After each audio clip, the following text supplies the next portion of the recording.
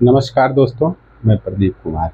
आज बात करेंगे हम एक ऐसे शख्स की जो अभी एनएसए लग गया है, जिसके ऊपर ऐसे शख्स की जो समाज सुधार की बात करता है, ऐसे शख्सियत की जो राष्ट्रवाद की बात करता है, लेकिन सरकार ने उसके ऊपर एनएसए लगा दिया है। कहाँ तक सही, कहाँ तक गलत, आइए आज हम उसी पे बात करते हैं। उस शख्सियत का नाम है सोनम वांगचुक।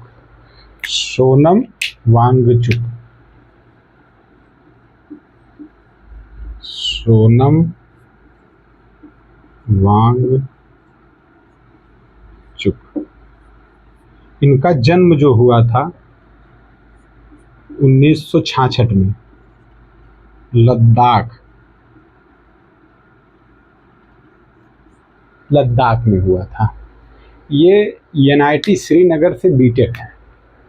एक अभियंता कह सकते हैं कि एक अभियंता हैं, नवाचारी हैं, शिक्षा सुधारक हैं। इनका एक संगठन है student educational and cultural movement of Ladakh, जिसको शॉर्ट फॉर्म में कहते हैं SECMOL, student educational cultural movement of Ladakh. तो आज ये क्यों चर्चा में है, आइए इस पे हम बात करते हैं। लद्दाख का गठन लगभग 6 साल हो गया है कि लद्दाख को राज्य का दर्जा दे दिया गया है, लेकिन अभी भी उसको पूर्ण राज्य का दर्जा नहीं दिया गया है। वांगचुक जी मांग कर रहे थे कि लद्दाख को एक 6वीं अनुसूची है, जो संविधान की 6वीं अनुसूची में घोषित करने के लिए मांग कर रहे थे। उस पे वहाँ पे उनका आरोप है कि चीन लद्दाख में धीरे धीरे कब्जा कर रहा है। ऐसे तमाम चीज़ों को लेके वो धरना दे रहे थे। तो धरने में भगदड़ होती है, कुछ लोग की मृत्यु हो जाती है, तो धरना स्थगित कर देते हैं। इसी बीच पुलिस उनको गिरफ्तार कर लेती है और उन पे एनएसए लगा देती है और आरोप लगाती है कि उनके पाकिस्तान के जासूस से मिले होने का आरोप है। यह कहाँ तक सच है? उनको कहा जाता है कि आपका संगठन अवैध है, आपको इंटरनेशनल फंडिंग हो रही है, आप जासूसी करते हैं पाकिस्तान के लिए। आइए इस सब चीज़ों का हम बात करते हैं। जो इनका संगठन है वो 1988 में गठित हुआ है। जो ये है student educational cultural movement of Ladakh, 1988 में इसका गठन हुआ है। मान लेते हैं कि हम 1991-92 से फंडिंग शुरू हो गई। 3 साल बाद ये लगभग है कि 80G के तहत आप अप्लाई कर सकते हैं, ऐसे चंदा जिन पे आपको टैक्स में छूट मिलती है। चंदा कौन देता है? जो टैक्स पेयर लोग हैं। टैक्स में छूट के लिए वो लोग चंदा देते हैं, या कोई ऐसे लोग चंदा देते हैं जो खुद नहीं सोशल का काम कर पाते हैं, तो किसी एनजीओ के माध्यम से, किसी ट्रस्ट के माध्यम से, किसी वेलफेयर के माध्यम से मूवमेंट में कि हमारा ये पैसा है, आप इसके लिए सोशल वर्क करिए। तो ये सब चीज़ें होती हैं। लेकिन अगर यहाँ आप प्रश्न समझिए कि अगर ये 1988 की संस्था है और अगर ये इस तरीके के एक्टिविटीज़ में संपर्क में संलिप्त थी, तो प्रश्न चिन्ह उठता है कि आपकी संस्थाएं क्या कर रही थी। जैसे सीबीआई हो गई, आईबी हो गई, एनआई हो गई, लोकल इंटेलिजेंस हो गई, सब क्या कर रही थी वो। ये प्रश्न का विषय है, क्योंकि ये इससे संस्थाओं पे भी प्रश्न चिन्ह लग रहा है। और यह तभी उनको क्यों गिरफ्तार किया गया? जब वो धरना दे रहे थे। वह संस्था तब तक वैध थी जब तक वो सरकार के मन मुताबिक काम कर रही थी। 2017 से 22 तक उपराष्ट्रपति थे एम वेंकैया नायडू। एम वेंकैया नायडू पुरस्कार देते हैं उन्हें। 8 यूनिवर्सिटियों की डॉक्टरेट की मानद उपाधि है उनको। 2018 में रैमन मैग्सेसे अवार्ड से सम्मानित हैं। तो इस ऐसा व्यक्ति जो 20 पुरस्कार लाता है देश के लिए, नेशनल स्तर पे, इंटरनेशनल स्तर पे, देश के मान सम्मान बढ़ाता है अंतर्राष्ट्रीय पटल पे, देश की जो संस्कृति है, जो शिक्षा है, उसको प्रसारित करने का काम करता है। तो क्या ऐसा व्यक्ति हो सकता है? हो भी सकता है, नहीं भी हो सकता है। अभी डीजीपी लद्दाख ने कहा कि वो मिले हुए थे पाकिस्तान खुफिया एजेंसी से और जासूसी कर रहे थे। ठीक है, ये मान लें उनको जैदपुर जेल में शिफ्ट कर दिया गया है। इसके पीछे कोई ठोस सबूत है? कोई ठोस सबूत नहीं है, क्योंकि जब मीडिया के सामने उनका इंटरव्यू हो रहा था तो उनके हाव भाव से लग रहा था कि वो गोल मटोल का उत्तर दे रहे हैं। और सुन लीजिए कि सोनम वांगचुक ने लद्दाख के लिए क्या किया है। सोनम वांगचुक ने बर्फ का स्तूप का आविष्कार किया है लद्दाख में। ये बर्फ का स्तूप जो होता है वो शंक्वाकार होता है, जिसको कृत्रिम हिमनद या ग्लेशियर कहते हैं। इसका काम क्या है कि ये सर्दियों में इसको पीने के लिए यूज़ किया जाता है, और ख़ासकर तब ये जो फरवरी मार्च का महीना है उस समय किसानों को जब ज़्यादा आवश्यकता पड़ती है तब इस बर्फ़ को पिघलाकर किसानों की खेती के लिए दिया जाता है, जिसकी तारीफ इंटरनेशनल स्तर पे हुई थी। ऐसे तमाम चीज़ें हैं। क्या इस घटना के पीछे अडानी का हाथ है, या वो लद्दाख को हड़पना चाहते हैं? क्या इस घटना में अगर सरकार ने जो वादे किए थे कि लद्दाख को पूर्ण राज्य का दर्जा दिया जाएगा, उसे 6वीं अनुसूची में दिया जाएगा, तो उन्होंने ऐसा क्यों नहीं किया? आइए इस पे हम थोड़ा सा बात करते हैं कि उनके उद्देश्य क्या थे, कि क्या क्या उद्देश्य लेके वो धरना कर रहे थे। तो उसमें बहुत सी चीज़ें हैं जो धरना चल रहा था। तो लद्दाख में धरने का मतलब था सोनम वांगचुक उपवास रखें 21 दिन का, 6 मार्च 2024 से 26 मार्च 2024 तक।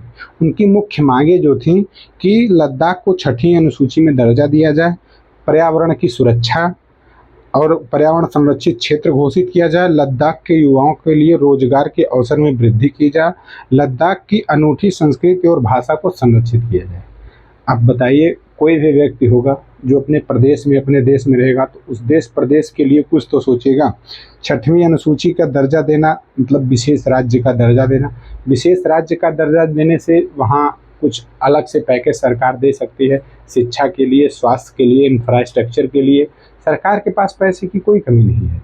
सरकार, अभी आप देखे होंगे कि बिहार में महिला रोजगार योजना करके कोई लॉन्च की गई है और 10,000 एक साथ महिलाओं के खाते में डाल दिया गया।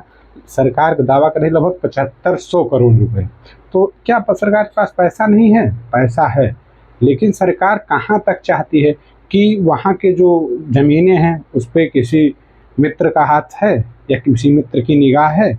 ऐसे बहुत से प्रश्न हैं जो आपको, आपके मन में विचार आएंगे, उलझाएंगे आपको। अभी एक जो रिपोर्ट आई थी कि जैसे कहीं पे अगर सोलर प्लांट लगता है तो वहाँ का तापमान 2 से 4 डिग्री सेंटीग्रेड बढ़ जाता है। अफवाहें यह भी चल रही हैं कि लद्दाख में अडानी जी अपना सौर ऊर्जा प्लांट लगवाने वाले हैं, चीन से सामान का निर्यात करके, और इसके बाद वहाँ पे वो लगाएंगे। तो क्या अगर सोलर प्लांट वहाँ लगेगा तो उससे नुकसान क्या है? आइए थोड़ा सा इसको भी हम लगे हाथ समझ लेते हैं। जैसे जो लद्दाख है वहाँ बर्फ़ ज़्यादा है, बारिश होती है, लेकिन फिर भी लगभग 6 से 7 महीने वहाँ सूर्य की रोशनी पर्याप्त मात्रा में रहती है। अगर वहाँ प्लांट लगेगा तो उस क्षेत्र का तापमान लगभग 2 से 4 डिग्री सेल्सियस बढ़ जाएगा। उस 4 डिग्री सेल्सियस तापमान बढ़ने से ग्लेशियर पिघलेंगे। ग्लेशियर पिघलेंगे, जो नदियाँ हैं, जिस नदियों पे सामाजिक क्षेत्र में कार्य हो रहा है, जैसे किसान है जुड़ा है, उससे तमाम लोग जुड़े हुए हैं, वो लोग उस पर आश्रित हैं, नदियों पे किसान आश्रित है नदियों पे। तो वह नदियाँ धीरे धीरे सूख जाएंगी। जब नदियाँ धीरे धीरे सूख जाएंगी तो पानी की समस्या होगी। पानी की समस्या होने से पर्यावरण में समस्याएं पैदा होंगी, जैसे पेड़ सूख जाएंगे, झाड़ियाँ सूख जाएंगी, जो जंगली जानवर हैं वो पीने के लिए नहीं पाएंगे तो धीरे धीरे मृत हो जाएंगे।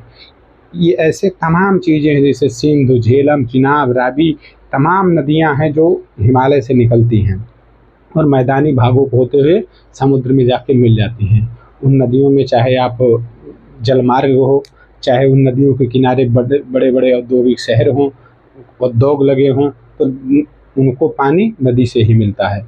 तो इन सभी चीज़ों की मांग करना क्या राष्ट्रद्रोह है? आज सबसे साधारण काम है किसी को देशद्रोही साबित कर देना। वही युवा वर्ग या वही व्हाट्सएप यूनिवर्सिटी जो पुलवामा अटैक के दिन को ब्लैक डे मनाती है, और वही जो है युवा व्हाट्सएप यूनिवर्सिटी IT सेल जो है पहलगाम के लिए सिंदूर अभियान चलाते हैं, लेकिन वही युवा हैं, वही आईटी सेल है, जब भारत पाकिस्तान का मैच होता है तो पहले ही दिन 50% टिकट बुक हो जाती है। बहुत सरल है किसी को आतंकवादी घोषित कर देना, देशद्रोही घोषित कर देना, क्योंकि सबसे सरल काम है यही। उनके लिए बस 2 लाइन कहना है कि सारी दुविधा प्रतिशत में है, सच कितना बोला जाए और गूंगे सिखा रहे हैं हमको मुंह कितना खोला जाए। सोनम वांगचुक क्या वाकई में देशद्रोही हैं? अपने आप से आप प्रश्न करिए, अपनी ज़मीर से आप प्रश्न करिए, क्योंकि आने वाली पीढ़ी आपको सम्मान की दृष्टि से देखे। अब इसके लिए आप आवाज़ उठाइए, सोनम वांगचुक के लिए आवाज़ उठाइए, उस व्यक्ति के लिए आवाज़ उठाइए जो पर्यावरण के लिए, शिक्षा के लिए, नवाचारी के लिए अपना जीवन समर्पित कर दिया। वह व्यक्ति एनआईटी श्रीनगर से बीटेक है। अगर वो चाहता तो जिस समय वो बीटेक है, आज यहाँ के बहुत से लोग सुंदर पिचाई हो गए, या बहुत से जो है लोग जाके विदेशों में अच्छा पैकेज पे काम कर रहे हैं, वो भी कर सकते थे, लेकिन वो नहीं गए। उनको लगा कि यहाँ समस्याएं हैं, इस समस्या का सुधार किया जाए। 9 वर्ष की उम्र तक वो विद्यालय नहीं गए थे, क्योंकि लद्दाख में स्कूल नहीं था। जब वो 9 वर्ष बाद श्रीनगर आए तब उनका एक विद्यालय में एडमिशन हुआ। तो ऐसी बहुत सी चीज़ें थी जिनका सोनम वांगचुक विरोध कर रहे थे, और सरकार ये विरोध नहीं देखना चाहती थी। इसीलिए सोनम वांगचुक को बंद करके उनको जेल में डाल दिया गया, एनएसए लगा दिया गया। एनएसए इसलिए लगा दिया गया कि उनकी जमानत न हो सके। जमानत होगी तो अपनी आवाज़ वो आएंगे, फिर उठाएंगे। जब जमानत नहीं होगी तो वो जेल में रहेंगे। सिस्टम से प्रश्न करने वाले या इनके खिलाफ बोलने वाले ऐसे तमामों नाम हैं जो आज भी जेल में हैं और या तो गुमशुदगी की तलाश में हैं। सबसे पहला नाम जस्टिस लोया का आता है। एक प्रदीप शर्मा हैं, अभी तिहाड़ जेल में बंद हैं। ऐसे बहुत से नाम हैं जो समाज के लिए, देश के लिए कुछ करना चाहते थे, लेकिन कहीं विचारों की भिन्नता के कारण या रास्ते में रोड़ा आने के कारण उनके मुंह को किसी न किसी तरीके से बंद करा दिया गया। यह कब तक होगा, या आप पे भी डिपेंड करता है कि आप कब तक इसको होने देंगे और कब तक इस चीज़ को सहन करेंगे। आज के लिए इतना ही। सोनम वांगचुक के लिए ज़्यादा से ज़्यादा चीज़ों को शेयर करिए, उनकी विचारधारा को, उनके काम को जनता तक पहुंचाइए। नमस्कार, आज के लिए इतना ही।